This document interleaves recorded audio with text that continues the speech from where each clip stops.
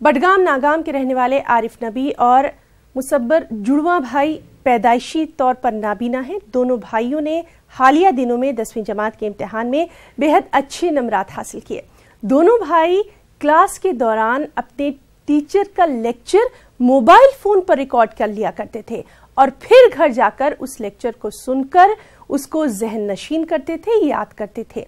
हालांकि उन्होंने रियासती सरकार से अपील की थी कि बोर्ड ऑफ स्कूल की किताबें ऑडियो फॉर्मेट में भी मुहैया करवाई जाएं। इसके साथ ही उन्होंने एक डाउन राइटर और एक लैपटॉप फराहम करने की भी अपील की थी। न्यूज़ 18 ने इस खबर को 10 जनवरी को दिखाया था। अब इस खबर का असर देखने को मिला। जिला इंतजामिया बडगाम ने इन दोनों नाबीना भाइयों को एक लैपटॉप और एक मोबाइल फोन फराहम करने का ऐलान कर दिया है। डीसी बडगाम डॉक्टर सहरश असगर ने यह ऐलान किया है कि यौम जमहूरिया के मौके पर इन बच्चों को ये सहूलियात फराहम की जाएगी।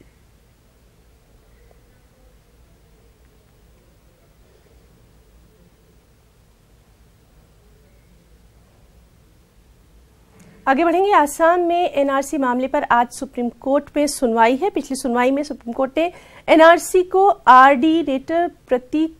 कोऑर्डिनेटर प्रतीक हजीला की रिपोर्ट देखकर अटॉर्नी जनरल को अपनी राय देने को कहा था। वाज़ेह है कि आसाम में करीब 40 लाख अफराद को हिंदुस्तानी शहरियत हासिल नहीं है। मुकम्मल दस्तावेज न होने की वजह से उन्हें हिंदुस्तानी शहरी नहीं माना गया। ऐसे लोगों का मुस्तकबिल तारीकी में है। और चलिए मजीद अपडेट के लिए सीधे रुख करेंगे दिल्ली में हमारे रिपोर्टर सुशील पांडे का। सुशील, एनआरसी मामला एक बार फिर से सुर्खियों में, क्या कुछ आज होने वाला है?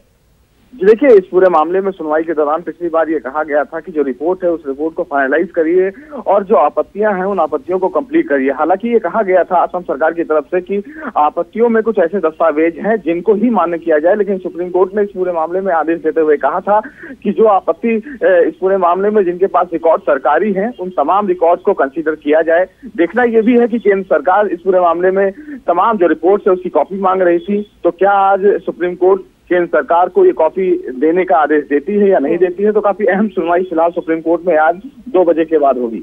जी सुशील, बहुत बहुत शुक्रिया आपका। चलिए नाजरीन, इस अहम खबर पर भी लगातार हमारी नजर बनी हुई है। 2 बजे क्या होगा उससे भी हम आपको रूबरू करवाएंगे।